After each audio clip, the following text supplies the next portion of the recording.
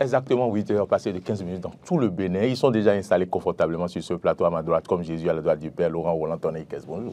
Mori Agua, bonjour. Amis téléspectateurs internautes, bonjour. Oumar Adé Andjou, bonjour. Bonjour Mori, bonjour Laurent, bonjour chers téléspectateurs. Oui. Est-ce que vous avez l'occasion de lire un peu les commentaires sur YouTube, sur les débats, les analyses que vous faites sur ce plateau? Bon, généralement, je n'ai pas le temps, mais j'ai des retours directs de certaines personnes qui m'écrivent sur mes réseaux sociaux. Bon, certains sont d'accord. En tout cas, c'est de bonne guerre. Voilà, c'est de bonne guerre. C'est de bonne guerre. Chacun se bat, c'est un débat d'idées. C'est de bonne guerre. C'est de bonne guerre. Alors, ce matin encore, vous allez encore faire des analyses. Il y aura encore des commentaires tout au long de la journée.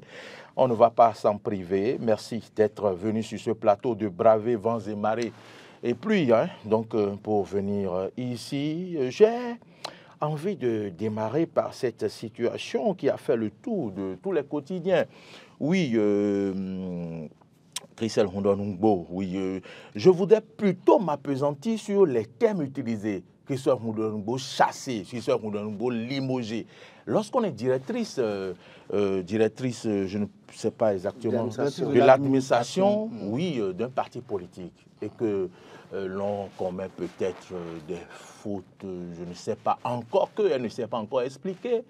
Est-ce que lorsqu'on vous relève de ce poste, ça veut dire que vous êtes chassé du parti politique Oumar Adé Andjou? Non, ça ne veut pas dire qu'elle est chassée du parti politique. Ça, c'est une sanction au sein du parti. Elle n'est pas chassée. Elle est limogée de ses fonctions en tant que directrice donc, de l'administration du parti. Elle n'est pas chassée du parti. Elle fait partie toujours de comment on appelle. Contrairement à ce que les quotidiens ont écrit. Non, mais bon, les gens ont tout fait de faire de tels commentaires. Non, moi, je ne pense pas. Et puis, vous savez, on se lance en politique, on se met avec des personnes. C'est parce qu'on a des idées qui sont les mêmes. Et du jour au lendemain, comme ça, on va pas dire que nous, on abandonne toutes ces idées-là. Je ne pense pas que Mme Christelle Rondonungbo va agir ainsi. Non, je ne pense pas. Maintenant, ce qu'il faut lire peut-être, c'est que est-ce que la sanction qu'on lui a infligée est à la taille de la faute commise? Si on regarde les raisons pour lesquelles on l'a limogée, on dirait oui. Elle a fait une faute grave.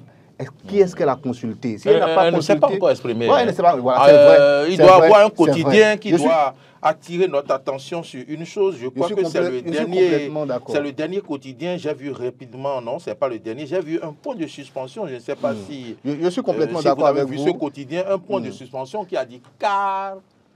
Comme pour nous faire dire que quand même pourtant elle a reçu des ordres. Je ne sais pas si j'ai mal interprété. Je suis complètement d'accord. Il faudrait qu'on écoute également le son de cloche venant de Mme Rondonungbo. C'est tout à fait juste. Sinon, il serait complètement injuste de notre part de commencer à dire tout de suite. Voilà. Et avant de faire tout jugement et avant de faire toute analyse, il serait bien également... Si le docteur Boris voudrait nous afficher je suis complètement d'accord. Je suis complètement d'accord. On doit pouvoir écouter le son de cloche. Mais si on s'en tient pour le moment au communiqué qui est passé sur les réseaux sociaux et à tout ce qui est affiché aujourd'hui comme une dans le pays, je pense que Mme Rondonungbo a commis certainement une erreur grave. Si on s'en tient rien qu'à ça, mais on attend quand même d'écouter le son de cloche venant faisons les analyses. Maintenant, il y a certains quotidiens qui ont dit certaines choses aussi. Ça pourrait être le signe d'une crise latente.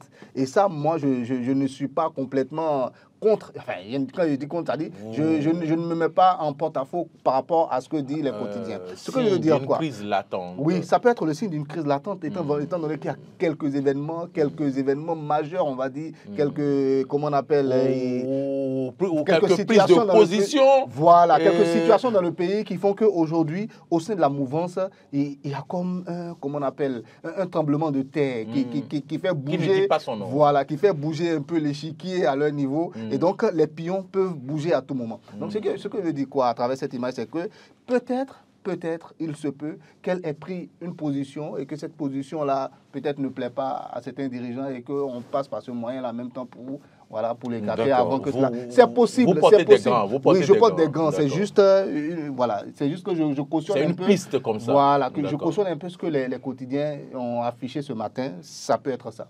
Je vais jeter un pavé dans la mare en posant ma question à Laurent qui est souvent informé des situations. Est-ce que peut-être ce limogeage n'a pas de rapport avec cette tentative de coup d'État suivie de certaines prises de position qui n'est pas publique, Laurent Roland-Toneke? Je répondrai en disant c'est possible. Parce que quand on a parlé de complots contre la sécurité de l'État et quand Olivier Bokor fêtait son anniversaire, en tant que directrice de l'administration du parti, elle a osé envoyer un message d'anniversaire. Je souhaite pour souhaiter joyeux anniversaire à Olivier Bokor en disant un frère reste un frère. Et elle l'a dit. Et là, moi, j'ai apprécié son courage. Parce qu'un frère restera un frère. Elle est de Soklobo, Olivier Bokor est de Soklobo. Quelles qu'en soient les difficultés dans lesquelles se trouve Olivier Bokor, elle est quand même bien placée pour souhaiter joyeux anniversaire à son frère. Donc, c'est possible que ce soit le début des intrigues au sein de la fonction politique qui, aujourd'hui, emportent Christelle Ronan-Gbon.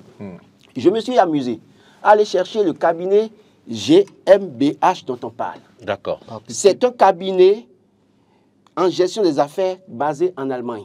D'accord. Et je vous lis juste une phrase sur le cabinet.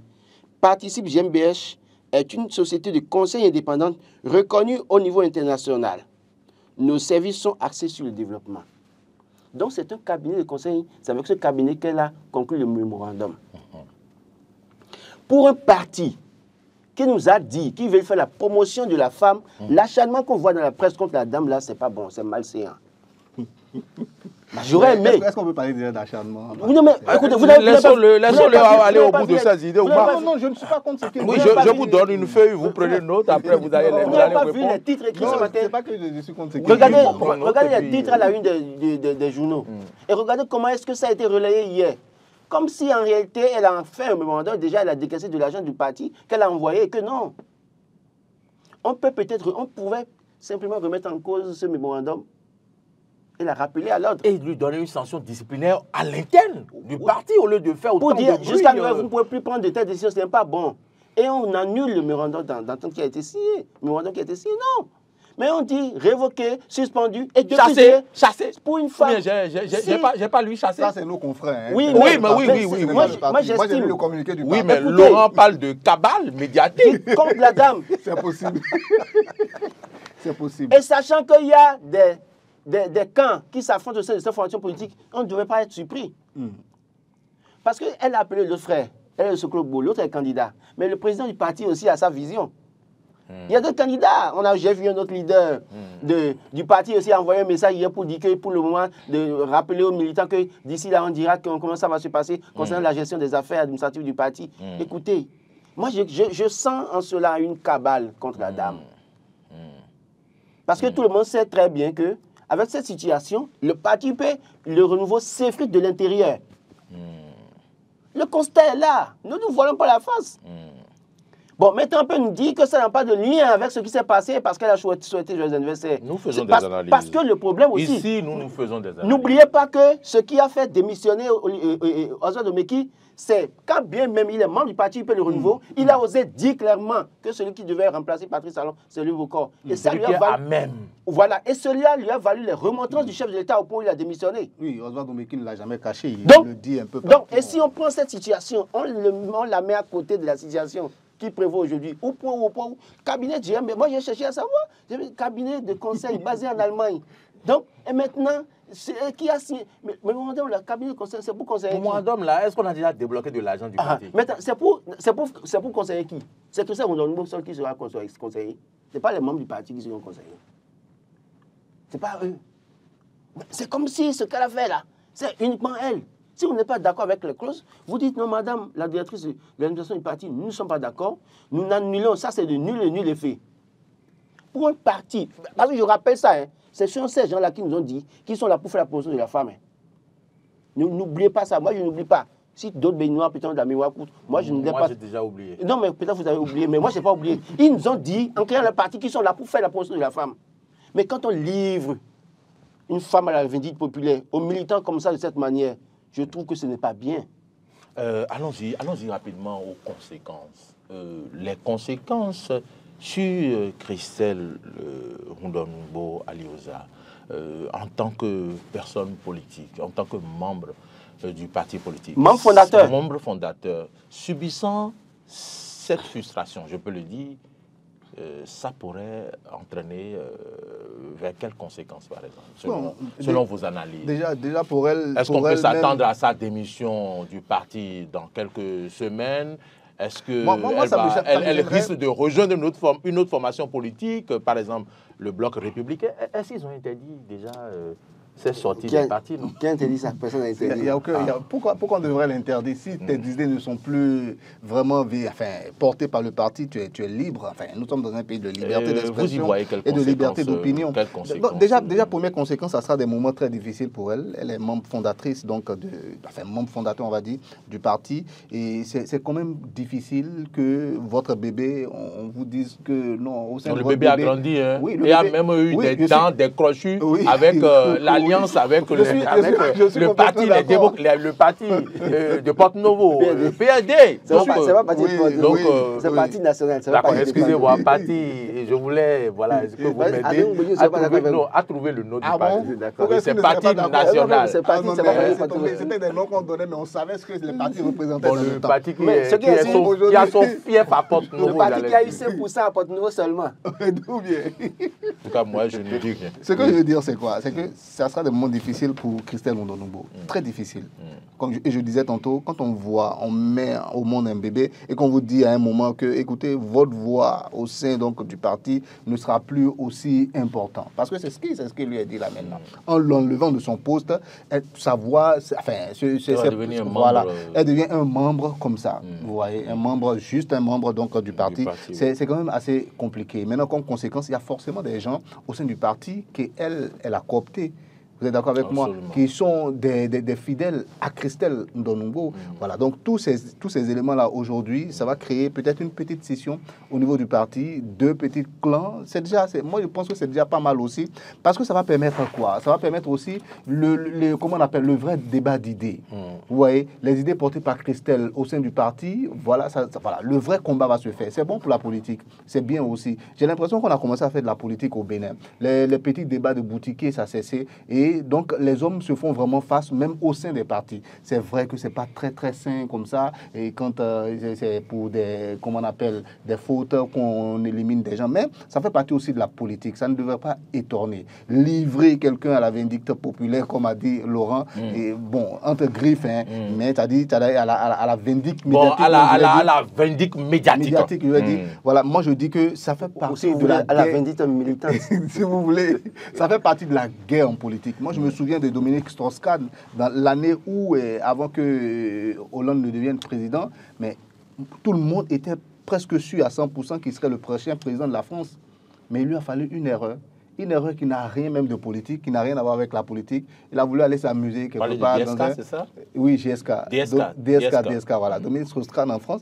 Mais il a été dans une chambre d'hôtel loin de la France. Il n'a pas allé s'amuser, il a été piégé. Voilà, donc en tout cas, s'il n'avait pas, c'est vous qui avez mené une petite appétence, s'il n'avait pas une petite appétence pour ces choses-là, vous êtes d'accord avec moi qu'il n'allait pas tomber dans ce piège-là. On lui a donné une femme, il est tombé dedans, la fille a posé plainte après. Vous voyez un peu, il a essayé de bousculer la fille. Vous voyez un peu, c'est-à-dire, il suffit qu'on te piège très bien. Vous vous rappelez du prénom de cette dame? C'est quelque chose de Nafissa Diallo. Voilà. Après, elle a pris l'argent pour ouvrir. Voilà. Elle est devenue bien aujourd'hui. Non, quel bien. Le restaurant a brûlé, elle est revenue dans une situation aussi difficile. Bon, le destin a frappé à son niveau aussi. Non, ce que je veux dire, c'est quoi? C'est qu'aujourd'hui, j'ai l'impression que la politique va ressembler au Bénin à ce qu'on a l'habitude de voir. C'est ça la vraie politique, non? Non, je ne dis pas que c'est ça forcément la vraie politique. Je vous pose la question. Ça veut dire que la vraie politique. Ça veut dire que les intrigues commencent à avoir le même niveau que dans certains pays, les pays que nous prenons forcément comme exemple, parce que c'est eux qui ont créé toutes ces choses-là et que nous essayons donc d'adopter chez nous. Voilà un peu ce que moi je pense. Donc, conséquence sur Mme Ondonogbo elle-même, sur son mental, et je sais que c'est une battante, elle ne va pas certainement se laisser faire. Et conséquence, parce qu'au sein du parti, elle a forcément des partisans, comment on appelle, de fidèles disciples certainement, qui à un moment aussi vont essayer quand même de faire en sorte que les idées qu'elle porte puissent donc toujours être des idées que le parti va toujours prendre en compte, en fait, je veux dire. Voilà. Laurent, conséquences, je ne vous ai pas posé la question. Non, mais conséquences, est-ce que je pense qu'elle elle est une femme politique qui a quand même de l'expérience. Est-ce que ça va vraiment la déstabiliser? Bien au contraire, je crois que... Ça lui fera un peu mal. Oui, non, en fait, la cabale va lui faire mal. Parce que, tel qu'on a présenté la situation, c'est que elle a mis à mal tellement le parti au point où il faut la suspendre, il faut la révoquer, on communique tellement autour. Quand je regarde les secteurs d'activité, écoutez, parce que moi, je veux me baser sur ce qu'ils ont avancé. Quand je prends les secteurs dans lesquels intervient le cabinet, il y a le secteur public, la gouvernance, développement économique, environnement et changement climatique, agriculture, alimentation, éducation et emploi. Donc ça veut dire que si un cabinet comme ça, avec qui on conclut un contrat, pour former les membres du parti, si ce n'est que ça, et que ce n'est pas de l'argent qu'elle a décaissé, et que c'est sur ça, sur cette base-là, qu'on voit tout ce qui se dit là, je pense que c'est un peu gênant pour moi. Et je pense que oui, pour ça, rien que la communication qui est faite autour, ça peut la déstabiliser, ne serait-ce que pour quelque temps. Mais je pense, au-delà de tout ça aussi, c'est que, comme vous l'avez dit, elle a des gens derrière elle. Elle a une vision qu'elle portait au sein de la fonction politique. Elle est membre fondatrice du parti. Et donc, de ce point de vue, il y a des gens, quand elle va décider de partir, les gens vont l'accompagner. Mais je ne pense pas qu'elle décide de partir si tôt, parce que partir si tôt, c'est peut-être donner raison aux autres qui pensent que, bon, finalement, elle est peut-être de l'autre côté. Donc, je crois qu'elle sera là pour voir comment est-ce que ça va finir. Mais comme je le dis, l'UP Le Renouveau, pour moi, je le dis depuis des mois, peut-être les gens pensent que j'exagère, mais c'est un parti qui s'effrite déjà de l'intérieur. Et s'ils ne font pas l'effort... Ils ne seront pas d'accord avec vous. Ah non, mais oui, écoutez, les réalités sont là. Il y a d'autres réalités qui vont venir bientôt, vous allez voir. Ça, c'est fait de l'intérieur. Et ils ne veulent pas le reconnaître. Mais à force de faire les choses comme ça, ils donnent plus de pouvoir au clivage en réalité. Et ça peut ne pas être profitable pour la formation politique. J'estime véritablement que les responsables du parti UP Le Renouveau doivent pouvoir faire très attention avec les décisions à prendre pour les prochains jours. Quand bien il y a de telles situations, moi, j'aurais aimé qu'on essaye de dire, bon, madame, ce que vous avez signé là, c'est nul et nul est fait, et qu'on lui fasse des remontrances plutôt que de sortir un communiqué comme on a sorti avec tout ce qui se fait autour depuis hier. Non, moi, je pense qu'il faut faire attention aussi. Enfin, pas que je suis contre ce que vous dites, mais nous sommes en politique.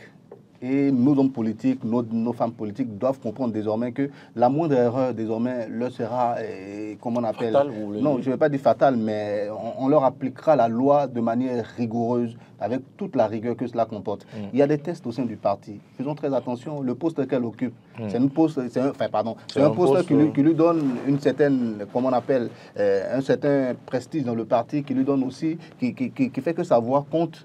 Vous comprenez? Et ce poste-là, elle n'est pas la seule à vouloir être à ce poste-là. Vous voyez? Donc, il y a tout ce monde-là. Donc, dès qu'elle fait une erreur, il n'y a pas de raison que les autres n'essaient pas donc, elle va payer cash. Voilà, parce que les autres ont besoin aussi de faire entendre leur voix, d'être des membres, on va dire, de premier plan donc, du parti. Voilà. En fait, je ne suis pas contre les sanctions.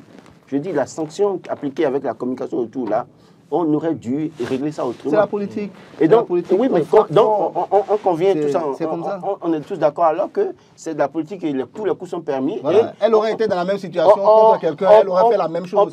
Non, pas évident. Ah, vous la connaissez? Non, on ne peut pas.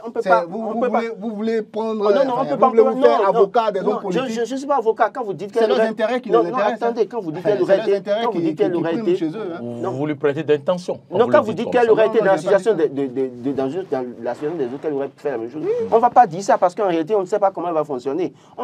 Ce qu'on recommande, c'est que sur le terrain politique, tous les coups sont pas permis. Quand les situations n'arrangent pas les uns les autres, on profite pour donner des coups. Et puis, je crois que j'ai lu un truc hier, avec sa photo publiée, c'est à croire que c'est elle qui a publié. Si c'est elle qui a publié ce que j'ai lu, ça traduit beaucoup de choses. Mais j'attends d'avoir la confirmation avant de relayer ça. Mais j'ai lu un texte qui, pour ma foi, peut-être pourrait être d'elle.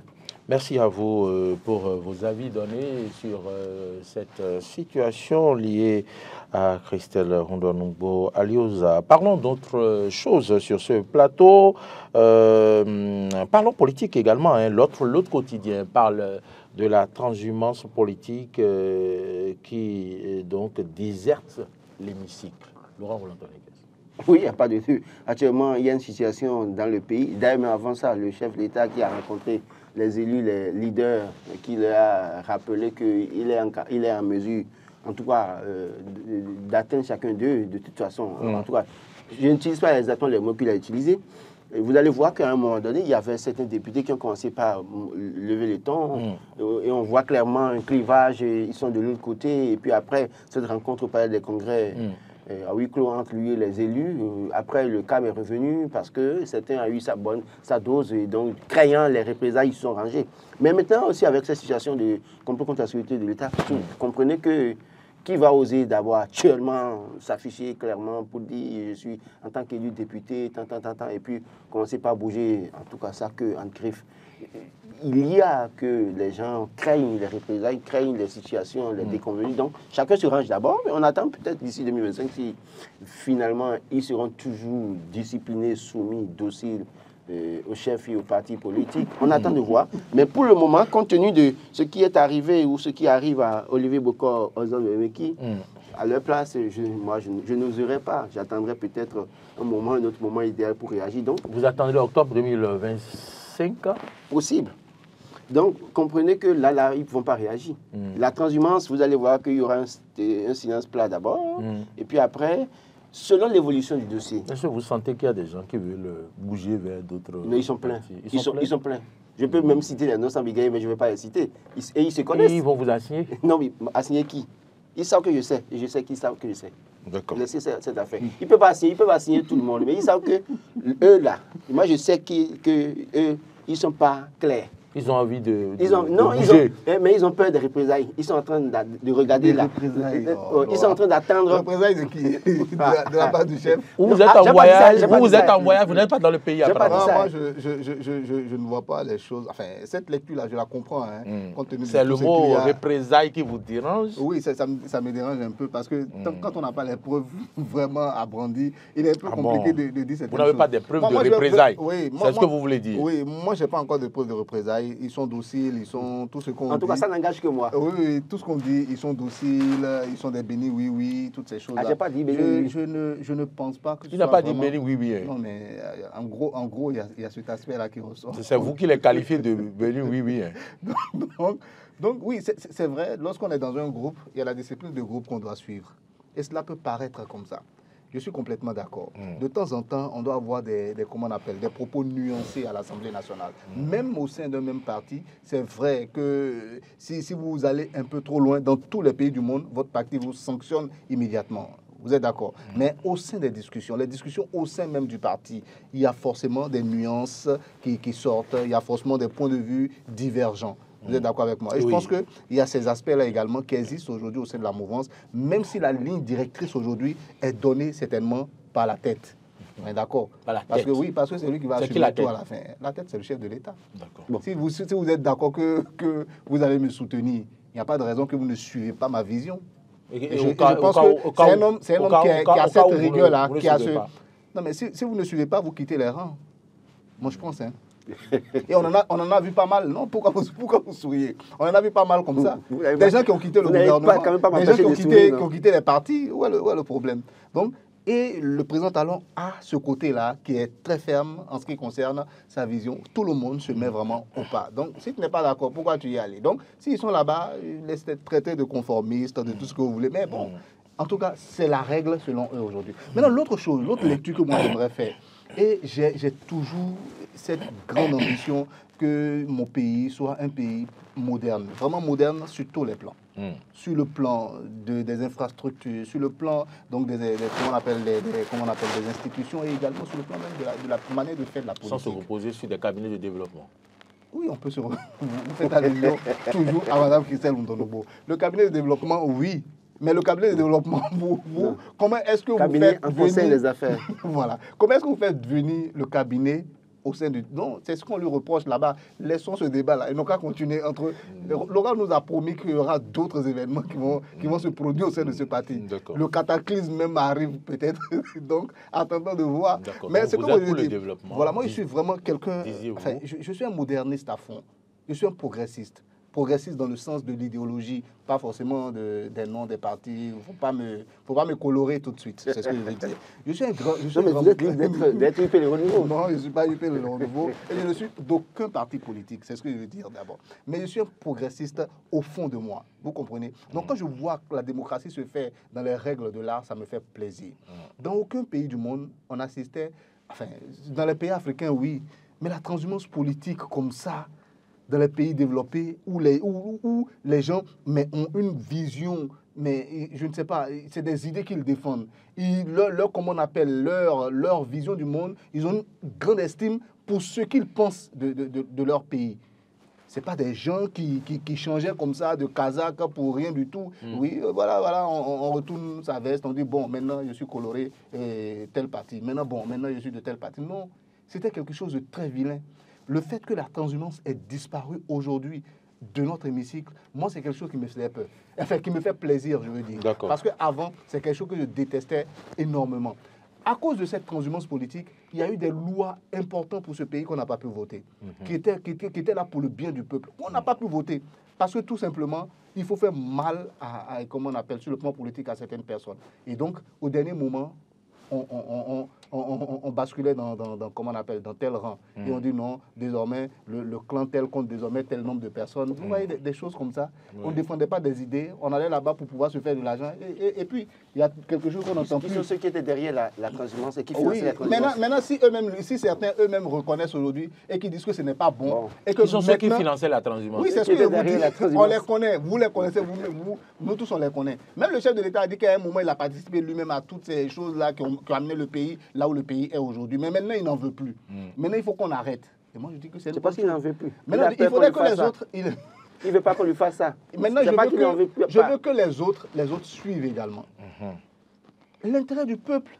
L'intérêt du peuple. Moi, ce qui m'intéresse le plus, c'est l'intérêt du peuple. Il y a cette phrase-là qu'on n'entend plus aussi qui me fait tellement plaisir.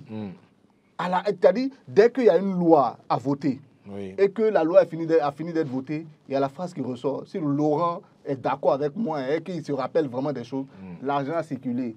Ou bien l'argent n'a pas circulé. Oui. Vous avez une idée de comment ça se passe aujourd'hui? Ça aujourd'hui, il n'y a plus ça au moins. Vous êtes d'accord avec moi? Laurent vous demande si vous avez idée de comment ça se passe. Non, moi je n'ai aucune idée. Peut-être que quand il va prendre la parole, il va nous dire un peu comment ça se passe, comment l'argent circule désormais. Mais moi aujourd'hui, je suis fier. Voilà, je suis fier du fait que aujourd'hui il n'y a plus tous ces travers-là. Vous n'entendez plus cette phrase-là. On ne voit plus tous ces travers-là chez nous. Et petit à petit, on va changer les comportements. Petit à petit, on va changer notre manière de faire de la politique.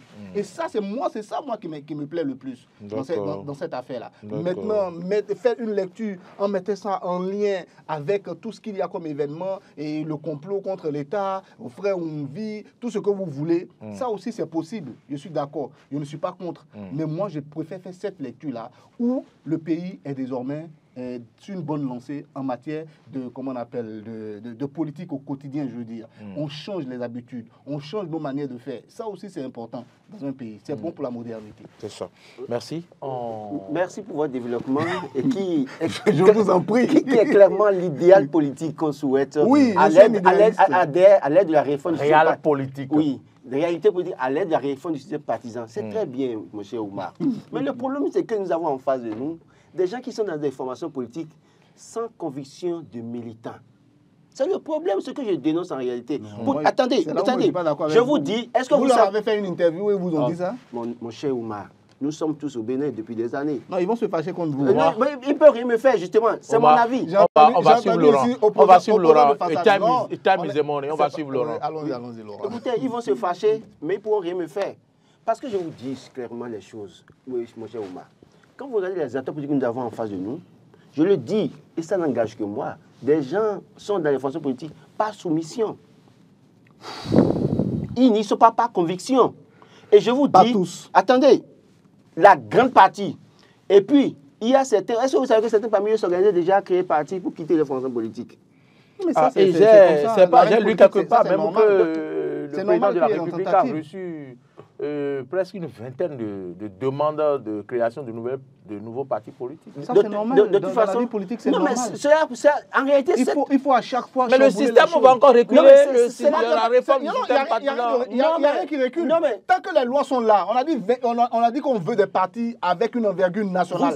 Et les tests sont bien clairs. Si vous n'avez pas le quota qu'il faut en matière d'électeurs lors des échéances électorales, mais tout de suite votre parti meurt. Donc ça, c'est bon déjà. Moi, ça me va largement. Vous dites créez et venez, on va voir, c'est tout. Vous dites que oui, d'accord, ils ne veulent pas créer, que vous avez vu des gens qui sont engagés, d'accord. Mais le problème, c'est que je vous dis... Non, je n'ai pas dit qu'ils ne veulent pas créer, qu'ils veulent créer. Non, ça c'est bien. Vous défendiez le fait c'est la vie politique, vous défendez le fait que, actuellement, faire l'analyse et dit que, bon, les gens ne veulent pas, c'est pas... Non, ce que je défends, c'est pas, faut pas mettre tout le monde dans le même bateau. Il y a beaucoup de politiques aujourd'hui qui sont des vrais fidèles de talon et qui ne veulent rien entendre. Oui, à côté, il y a d'autres, des bénis, oui, comme j'ai dit tout à l'heure. Oui, il y en a peut-être aussi. Parce qu'il y a cette manière-là aussi de faire de la politique chez nous aussi. Si réellement ces gens sont convaincus, ils ne peuvent pas s'organiser pour vouloir créer un parti politique et quitter les formations politiques et le renouveau BR de base.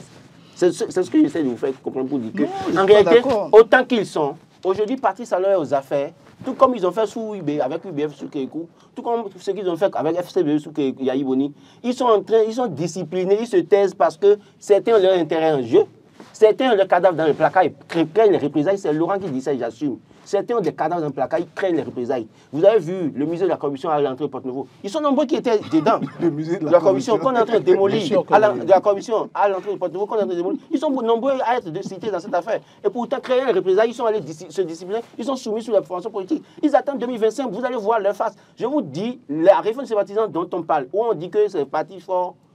Attendez le départ du parti sans pour voir si c'est parti fort. Vous comprendrez que, merci. Mais non, juste un petit mot. Merci à vous. Juste un petit mot. Merci à vous. Vous permettez? Non, juste un petit mot. Je ne permets pas. C'est juste pour dire que la vie politique, c'est important aussi que de temps en temps, certains comment on appelle, certains politiques puissent dire, écoutez, moi là, je veux faire entendre ma voix. Si vous ne voulez pas entendre ma voix, je vais créer un nouveau parti politique. Ça, si véritablement ils ont des convictions politiques, ils ne peuvent pas partir. Parce que le militant... Non, parce que vous donnez l'exemple sur les partis dans tout dépend de la position que tu occupes aussi. Vous avez dit que vous êtes moderniste et que dans d'autres pays, vous avez donné l'exemple des formations politiques dans d'autres pays. Et que les gens, en réalité, viennent par conviction. Et militent dans le parti. Et en fonction de l'idéologie. En fonction de l'idéologie, mais parti, oui. Demandez à certains parmi eux de vous dire l'idéologie même du parti. Ils ne connaissent pas. Et vous voulez défendre quoi? Ça, je suis d'accord avec vous. Ils sont nombreux à ne connaître pas. Ils sont là parce qu'ils attendent qu'on les positionne pour être conseiller communal, député, pour être nommé.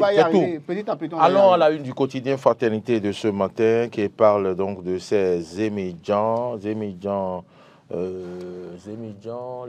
à la croisée des chemins, se conformer à la loi ou quitter les rangs. 2 minutes pour en parler.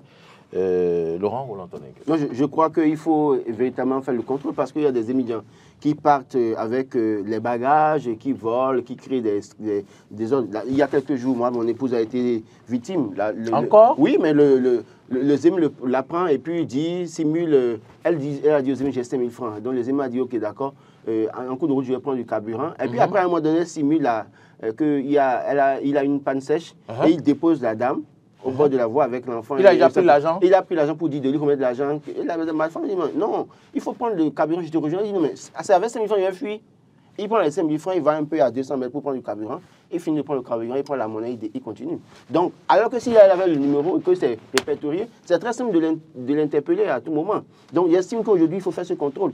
Ils partent avec des bagages. Quand vous venez au Carrefour Kékou, beaucoup de personnes viennent. Qui fuient avec l'argent pour aller jouer à quelque chose, au jeu de hasard là. Oui, il y en a qui viennent au niveau du Carrefour Kékou, les bus qui viennent là. Il y en a qui prennent des bagages des citoyens. Des femmes. Et qui fuient avec les citoyens. Sacs d'igname, fromage, sacs avec effet, tout. Ils partent avec tout ça. Donc, si vous avez un ZIM qui a un numéro et à partir du numéro, on peut le repérer, je crois que c'est la moindre des choses. Il faut faire le contrôle. Ils sont nombreux à dormir dans les stations, au bord de la voie, je les vois. Je crois que si on fait le contrôle bien, j'ai donné un exemple ici, j'ai dit, j'aurais préféré qu'on prenne la plaque d'immatriculation comme numéro désormais des immigrants. Parce que quand on va à la nature, on tape le numéro d'immatriculation qu'on est le propriétaire de la moto. Et là, d'office, le numéro sur la plaque là, c'est sur le maillot en même temps. Dès lors qu'il y a un problème, on va à la NAT, on signale à la police interpelle la NAT pour avoir le nom. C'est simple. Quelqu'un qui conduit une moto et qu'il n'y a pas, comment vous appelez, la mutation, on l'interpelle. Donc, quand on va faire ça, je crois que ça va faciliter parce qu'on va mettre des numéros, d'accord. Il y a des gens qui seront de mauvaise foi, qui vont toujours mettre de faux numéros sur le maillot. Moi, je pense que la meilleure option aujourd'hui, plaque d'immatriculation, le numéro sur le maillot. Dès lors qu'un ZIM déconne, on tape le numéro automatiquement. Vous le prenez ZIM, vous regardez si c'est conforme. Le numéro sur le maillot est conforme à la plaque d'immatriculation. Même le contrôle pour les policiers sera plus facile. Une fois qu'il n'y a pas conformité. Voilà. Et on tape dans la machine, on tourne. Parce que là, vous allez faire le contrôle avec les numéros de la mairie, mais demain, un Cuidam, Banabé ou Bernardin, quelque part, peut prendre sa moto et mettre un numéro parce qu'il sait que le contrôle n'est pas en cours. Il faut faire son travail et puis après, il vole ou il crée des scandales. Je crois qu'il faut que ceux qui veulent faire le contrôle, après avoir fait le contrôle qui existe, de voir s'il n'y a pas possibilité de changer maintenant le numéro de la moto du Zémidian en leur numéro d'immatriculation. Ça peut faciliter la sécurité, en tout cas le contrôle. On va finir. Oui, moi je vais dire une chose. On a été un peu trop laxiste avec les ZEM à un moment. On a été vraiment laxiste. Et les raisons qui nous ont poussé à être laxistes vers ces personnes-là, c'était le fait qu'il n'y avait pas beaucoup d'emplois dans le pays, il faut leur permettre de trouver à manger. Et c'est le seul moyen qu'ils ont finalement de trouver à manger. Mais aujourd'hui, tu regardes le comportement de certains ZEM, on est vraiment déçus quelque part. Oui. On est vraiment déçus. Tu roules, tu es dans la circulation, mais tu vois tout de suite quelqu'un qui gamme brutalement devant toi parce qu'il a vu un client. Et si jamais tu parles, tu vas te faire... C'est la moto qui dit ça? Mais oui, c'est une manière. Donc, quand tu gardes devant toi, si jamais tu te plains à haute voix et qu'il l'entend, tu te feras proprement injurier encore. Oui, et il n'a aucun... Mais enfin, il ne va pas se retenir de te demander ce que tu veux. Vous voyez? Donc, et puis, au-delà de tout ça, beaucoup de Béninois vont me trouver peut-être bizarre ce matin. Moi, je dis, il y a trop de ZEM dans ce pays-là. Surtout Cotonou, moi, ça me désole énormément. C'est une manière pour moi... Attendez, je viens. C'est une manière pour moi d'exhiber notre pauvreté. Et ça m'énerve énormément. Je ne sais pas comment vous le dire.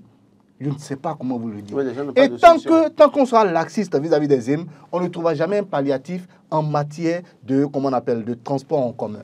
Dans tous les pays où ces choses-là n'existent pas, les gens chaque jour réfléchissent pour trouver un moyen pour que le transport en commun soit développé chez nous. Mais chez nous, qu'est-ce qui fait que le transport en commun est plombé? Je ne me fais pas porteur de la voix de certains lobbies de personnes. Non, ce n'est pas du tout ça. Ça, c'est moi, ce sont mes convictions. Je le dis vraiment aux téléspectateurs. Moi, je ne comprends pas que dans un pays, on ait autant de motos dans la circulation. Mais enfin, moi, ça me gêne personnellement. Oui, pour moi, c'est comme si on exhibait notre pauvreté. C'est comme si on disait au monde que nous, là, on n'a rien. C'est rien que de ces vieilles carcasses de moto là qu'on peut trimballer partout. Très bien. Développons le transport commun. C'est beaucoup plus sûr pour notre sécurité nous-mêmes. Et en plus de ça. Avec cette ville qui n'est pas bien tracée, avec une seule voie. C'est parce qu'on continue d'accepter les... Le jour où on va enlever tout ça, on va voir nos vrais problèmes et on va commencer. Et je ne dis pas d'enlever du jour au lendemain, non. Il faut commencer petit à petit. Aller au Nigeria, il y a des endroits du Nigeria où aucune moto ne peut rentrer. Et nous sommes en pleine ville de Lagos. Oui. Vous partez à Abuja, c'est la même chose. Donc, commençons déjà, copions déjà ceux-là qui arrivent à réussir ça petit à petit. Et comme ça, les périphéries, on va laisser donc, aucune moto ne doit rentrer dans vos domaines. Mon cher Ouma, vous voulez commencer à délimiter en même temps. Mais ce que je dis, j'espère que les gars n'ont pas d'autres solutions. S'il y a d'autres solutions, je ne suis pas d'accord avec vous. Les autres pays où il n'y a pas de ZEM, comment les gens se déplacent? Comment les gens font pour manger? Les gens volent. Non, ce n'est pas le vol. Il y a des gens qui n'ont pas d'autres solutions actuellement. Et la seule solution, c'est peut-être d'aller conduire ZEM pour donner à manger à leur famille. Je dis, si vous voulez changer pour qu'on ait des transports en commun, je suis d'accord qu'on travaille pour avoir des transports en commun, mais commençons par déjà voir dans nos communautés comment les gens réparent les voies. Commençons par là d'abord. Regardez comment c'est difficile pour vous de circuler à Kassatou, à Calavi. Et justement, on va parler... Qui va prendre son avant? On va parler de ces problèmes de voie tout à l'heure. Et ça, c'est la première chose. Deuxième chose, il y a des gens qui travaillent dans les entreprises sont fermées. Ils n'ont pas de capital, ils n'ont pas de solution parce que l'entreprise a été fermée du jour au lendemain. La seule alternative pour ces personnes, parfois, c'est de faire ce métier-là. On ne va pas les encourager à le faire à long terme. Mais on va demander aussi à nos gouvernants, nos décideurs, de revoir la politique sociale, de revoir les politiques de développement. J'insiste sur le fait. Parce que s'il y a de bonnes politiques de développement dans le pays, s'il y a de bonnes politiques de développement, de bonnes politiques sociales, justice sociale dans le pays, je suis sûr que les gens vont facilement trouver à faire dans des structures et ils ne vont pas s'adonner à ça. Donc, réfléchissons ensemble. Ça nous interpelle tous. Moi, je dis, continuons à être votre solution va vous amener, c'est parce que vous avez un moyen de déplacement que vous parlez ici. Ceux qui sont au fond de Kazumpa et qui sont laissés au bord de la voie ici, ici au Carrefour. Je n'ai pas dit. C'est eux qui m'amènent ici. C'est eux qui m'amènent ici. Au Carrefour, je n'ai pas dit. Au Carrefour de l'hôpital, comment ils iront chez eux si vous dites qu'il faut. Je n'ai pas dit tout de suite empêcher les dans les émigrants. petites villes empêcher les. Non, je n'ai pas dit ça. Je n'ai pas dit ça. Et les grandes villes? Je dis, ne serait-ce que Cotonou. Cotonou, donc empêcher les émigrants de circuler à Cotonou. Moi, je dis. Comment nous allons rejoindre les quartiers? Continuons à être laxistes comme ça, à dire à tous nos jeunes. Travaillons. À tous nos jeunes, quand il n'a pas d'emploi, va prendre une moto et faire des émigrants. C'est des étapes qui amènent au développement. Continuez à être laxiste comme ça et à leur dire, ok, quand tu n'as pas de boulot, prends une moto et commence à faire zème. Il y a des éléments qui vont faire, enfin c'est un élément qui va faire que, par exemple, notre développement sur le plan infrastructurel peut être freiné, notre développement sur le plan des transports en commun peut être freiné. Au moment où des gens parlent de TGV, nous on est là à dire non, on va parler non, permettez aux zème, ils n'ont qu'à faire, comme ils n'ont rien à manger. Moi je suis déjà rentré dans des petits bars, ça m'arrive très souvent, les bonnes dames qui mangent au bord de la voie, je m'assois et je mange. Mais moi, j'ai déjà vu des zèmes manger, mais tu vas te demander, mais comment? Non, on est dans quel pays? Non, écoutez. C'est lui. Si les gens développent, quand vous prenez. Moi, je commande un plat, pas plus tard même qu'hier. Je commande un plat, 300. Et je dis à la dame, mettez-moi un euron. Elle m'a mis un euro 1000 francs. Et ça me faisait 1300. Mais je vois le zème arriver, mais j'ai dit, mais comment? Qu'est-ce qu'il a fait? Mais lui, c'est même pas du riz, hein, c'est autre chose. On est déjà parti, mais un matin à 9h30. Oui, mais écoutez, le gars. Et le gars, il mange déjà pour plus de 2500 dollars. Et après ça, il prend. Vous voyez? Donc, vous êtes là à raconter des choses. Vous ne pensez pas que vous exagérez? Comment vous pouvez prendre un reboot de 300 francs et prendre les 1000 francs dessus? Vous ne voyez pas que vous exagérez? Je n'ai pas exagéré. Et je vais vous dire. Le gars mange le matin, c'est jusqu'au soir. Merci. Vous rendez les gens laxistes. Laurent. Avec votre laxisme, vous allez faire que nos jeunes ne vont plus se surpasser. Laurent, les gens ne vont plus se surpasser. Est-ce que les conditions sont réunies? Dès qu'il y aura quelque chose, on va attraper un zéro. Si vous voulez parler d'Aileron, je vais vous donner un plateau pour parler d'Aileron. Lui-même, il a exagéré. Non, mais moi, je n'ai pas exagéré. Je prends un riz 300. Comment Comment le prix de votre produit va dépasser à combien on vend Aileron aujourd'hui? Renseignez-vous. Je vais manger de l'Aileron, c'est 1000 francs. Vous aussi, vous avez exagéré. Moi, j'avais envie de manger Aileron. Je ne vous ai pas laissé le temps de parler de ces émigrants-là qui passent à longueur de journée au lieu d'aller conduire leur moto. Le peu d'argent qui trouve. Ils vont aller s'asseoir dans les bars, les kiosques, à journaux, et commencer à dire talon et blondé, talon. Et c'est ça qu'ils vont dire à longueur de journée. Ça me dérange. Pourquoi ça vous dérange? Allons travailler pour le pays. C'est des citoyens. Non, c'est des citoyens qui ont peut-être le master, qui doivent utiliser comment on appelle tout ce qu'ils ont appris. J'ai vu une moto, ils ont sorti plusieurs papiers de jeux de hasard. Voilà, et voilà, c'est ça qu'on fait à longueur de journée. C'est pas normal. Je pense qu'on déplace le problème. Et je pense qu'on va faire. D'accord. Je vais initier un débat spécial pour question de développement personnel aussi, du béninois. Créons ce béninois nouveau. S'il faut des électrochocs, si il n'y a pas ces électrochocs-là pour dire aux gens, mais arrêtez. Qui t'a dit que c'est le Zémidjan qui est la seule alternative? Si on n'arrive pas à dire aux jeunes, à quel moment ils vont arrêter tout ça? Il faut des électrochocs dans le pays pour que le béninois puisse grandir. Nous avons besoin de vous comme candidat pour 2026. Merci. Ce rôle-là que moi je joue déjà me suffit. Si on arrête les aujourd'hui, quelle est la reconversion immédiate qui est prévue pour eux? Oui. Les autorités vont chercher, mais il faut que l'individu aussi cherche à son niveau. Demandez à nos gouvernants de réfléchir. Merci à vous. Merci à vous pour ce débat. Merci, Ouma Adéanjou, d'être venu sur ce plateau. 2026, candidat pour implémenter vos électrochocs. Peut-être Roland, je ne sais pas, mais moi non. Non, je n'ai pas parlé de... C'est vous qui parlez d'électrochocs. Le rôle que je joue me suffit.